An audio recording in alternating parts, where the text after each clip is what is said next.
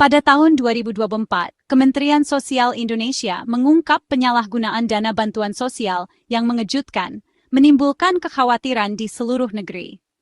Apa yang seharusnya menjadi penyelamat bagi warga negara yang paling rentan, dalam banyak kasus, justru menjadi jalan menuju kehancuran finansial. Penemuan ini tidak terduga dan sangat meresahkan, menimbulkan pertanyaan mendesak tentang efektivitas pengamanan yang ada dan dampak sebenarnya dari program bantuan pemerintah. Penyelidik menemukan bahwa lebih dari 50.000 rekening bank penerima terhubung dengan platform judi online.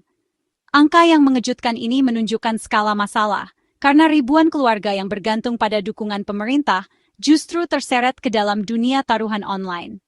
Kemudahan akses ke aplikasi judi dikombinasikan dengan setoran langsung dana bantuan, menciptakan badai yang sempurna untuk penyalahgunaan.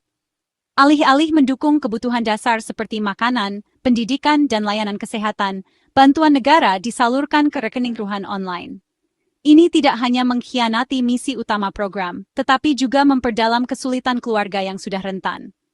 Banyak penerima, menghadapi kesulitan ekonomi dan kesempatan terbatas, menemukan diri mereka terjebak dalam siklus harapan dan kerugian, mempertaruhkan sedikit dukungan yang mereka miliki demi keuntungan cepat. Pengungkapan ini menunjukkan kelemahan kritis dalam sistem, sekadar mendistribusikan dana tidak cukup tanpa pengawasan yang kuat, pendidikan, dan pemahaman yang lebih dalam tentang tantangan nyata penerima. Kurangnya pemantauan dan dukungan memungkinkan dana ini dialihkan dari tujuan yang semestinya, menyoroti kebutuhan mendesak akan kontrol yang lebih baik, program literasi keuangan, dan keterlibatan masyarakat. Skandal ini memaksa perhitungan nasional, memicu kemarahan publik, dan menuntut reformasi mendesak di setiap tingkatan. Para pembuat kebijakan, pekerja sosial, dan pemimpin masyarakat berkumpul untuk membahas strategi baru untuk melindungi penerima bantuan dan mengembalikan kepercayaan pada sistem. Tujuannya jelas, untuk memastikan bahwa setiap rupiah bantuan benar-benar memberdayakan, mengangkat, dan mendukung mereka yang seharusnya dibantu. Tidak akan lagi membiarkan penyalahgunaan semacam itu merusak jaring pengaman sosial bangsa. Terbongkarnya penyalahgunaan dana bantuan sosial ini dimungkinkan berkat kolaborasi inovatif antara Kementerian Sosial atau Kemensos dengan Pusat Pelaporan dan Analisis Transaksi Keuangan atau PPATK. Kemitraan ini menjadi langkah maju yang signifikan dalam upaya pemerintah untuk memastikan bahwa bantuan sosial benar-benar sampai kepada mereka yang paling membutuhkan, bukan kepada mereka yang ingin menyalahgunakan sistem demi keuntungan pribadi. Dengan bersatunya kedua lembaga ini, mereka menggabungkan keahlian dan sumber daya unik mereka, menciptakan aliansi yang kuat yang berdedikasi pada transparansi dan akuntabilitas. PPATK membawa kemampuan pemantauan keuangan canggihnya, sementara Kemensos menyumbangkan basis data penerima bantuan sosial yang luas.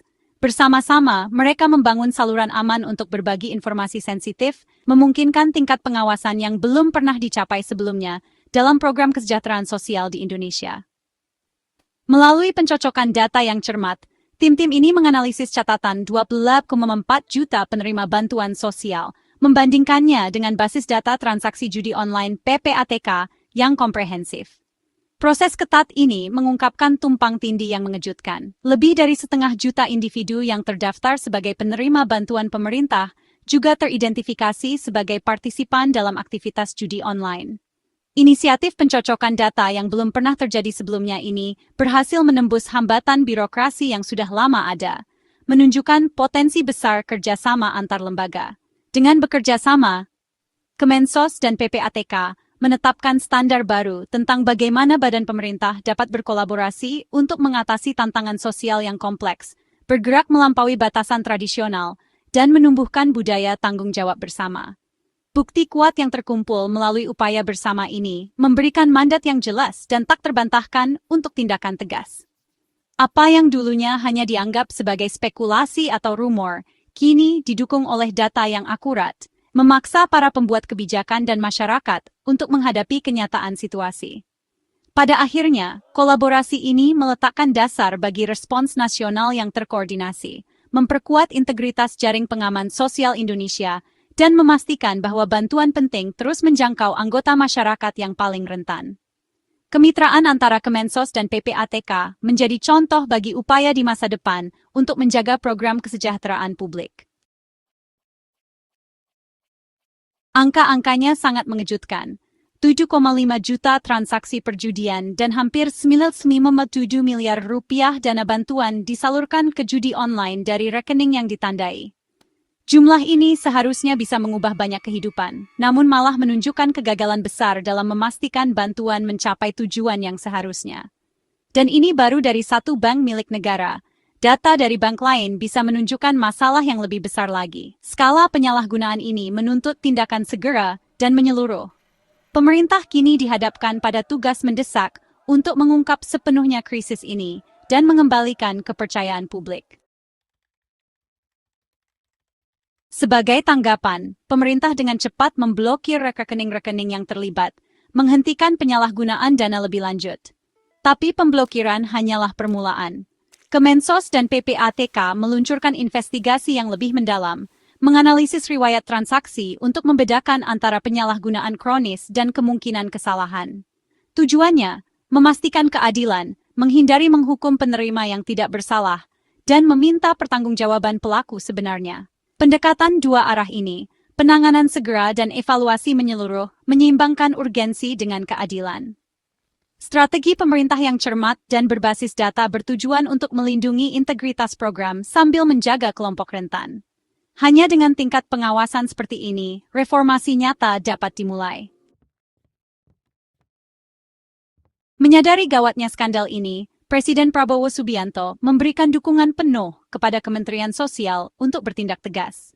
Dukungan tingkat atas ini mempercepat birokrasi, memastikan kerjasama antar lembaga yang cepat, dan menandakan bahwa reformasi adalah prioritas nasional. Sikap publik Presiden menenangkan masyarakat dan mengirimkan pesan yang jelas, penyalahgunaan jaring pengaman sosial tidak akan ditoleransi. Dengan mandat ini, Kemensos diberdayakan untuk tidak hanya menangani krisis saat ini, tetapi juga mendorong perubahan kebijakan jangka panjang. Skandal judi online hanyalah puncak gunung es dari masalah lama dalam distribusi bansos. Gagal salur, data tidak akurat, dan rekening tidak aktif telah lama menggerogoti efektivitas program. Pada 2025, tercatat 300.000 kasus bansos gagal diterima dari target 3 juta, seringkali akibat perbedaan data atau NIK tidak valid. Banyak rekening penerima sudah tidak aktif bertahun-tahun, namun tetap menerima transfer. Sistem yang statis dan tidak responsif memperkuat ketergantungan dan membuka celah penyalahgunaan.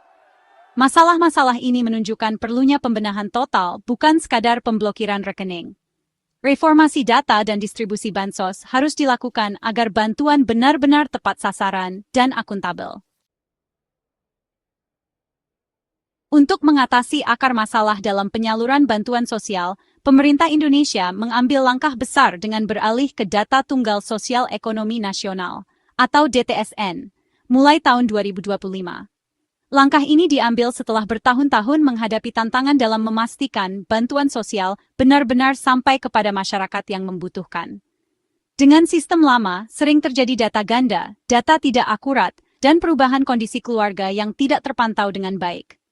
Hal ini menyebabkan bantuan tidak tepat sasaran, bahkan kadang jatuh ke tangan yang tidak berhak. DTSN hadir sebagai basis data terintegrasi yang selalu diperbarui secara real-time. Sistem ini menggabungkan berbagai sumber data penting, seperti data kependudukan, data pajak, catatan kepemilikan aset, dan sumber lain yang relevan. Dengan mengumpulkan dan memadukan data dari berbagai instansi, DTSN membangun profil ekonomi yang komprehensif untuk setiap rumah tangga di Indonesia. Setiap perubahan, baik itu pendapatan, status pekerjaan, atau kondisi keluarga, akan langsung tercatat dalam sistem. Dengan sistem yang terintegrasi ini, pemerintah dapat meningkatkan akurasi penargetan penerima bantuan. Kesalahan inklusi, di mana orang yang tidak berhak menerima bantuan, dan kesalahan eksklusi, di mana yang berhak justru terlewat, dapat diminimalkan. Bantuan sosial pun menjadi lebih tepat sasaran, sehingga manfaatnya benar-benar dirasakan oleh masyarakat yang paling membutuhkan. Salah satu keunggulan utama DTSN adalah kemampuannya untuk merespons perubahan kondisi keluarga secara cepat. Jika ada anggota keluarga yang kehilangan pekerjaan, pindah domisili, atau mengalami perubahan ekonomi, data tersebut bisa langsung diperbarui. Hal ini mencegah terjadinya penyaluran dana ke rekening yang sudah tidak aktif atau ke keluarga yang sudah tidak memenuhi syarat. Sentralisasi data dalam DTSN juga memudahkan proses audit dan pelacakan aliran dana bantuan sosial. Setiap transaksi dan perubahan data dapat dipantau secara transparan, sehingga potensi penyalahgunaan atau kecurangan bisa ditekan. Transparansi dan akuntabilitas pun semakin kuat, membangun kepercayaan publik terhadap sistem bansos. Peralihan ke DTSN adalah langkah ambisius dan strategis untuk membangun sistem perlindungan sosial yang presisi, adaptif, dan tahan terhadap penyalahgunaan. Dengan fondasi data yang kuat, Indonesia berharap dapat menciptakan masa depan di mana setiap bantuan sosial benar-benar sampai kepada mereka yang paling membutuhkan, tanpa hambatan dan tanpa celah untuk penyelewengan. Intinya, bansos harus sampai ke yang benar-benar membutuhkan. Anggaran besar hanya bermakna jika dana digunakan sesuai tujuan, mengubah kehidupan keluarga rentan. Skandal judi online mengingatkan pentingnya penargetan yang tepat dan pengawasan ketat. Teknologi seperti DTSN penting, tapi harus didukung verifikasi lapangan dan keterlibatan komunitas. Pekerja sosial dan tokoh masyarakat berperan memvalidasi data dan mendeteksi penyalahgunaan. Keberhasilan bansos diukur dari dampak nyata, lebih sedikit anak gizi buruk, lebih banyak keluarga mandiri. Evaluasi menyeluruh dan penguatan setiap rantai distribusi adalah kunci membangun sistem yang adil dan efektif.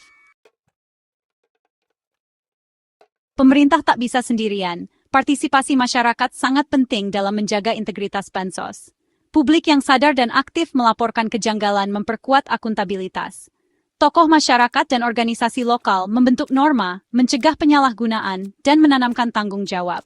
Dukungan masyarakat terhadap reformasi, meski sulit, sangat dibutuhkan demi sistem yang sehat. Menjaga bansos adalah tugas bersama pemerintah, masyarakat, dan penerima.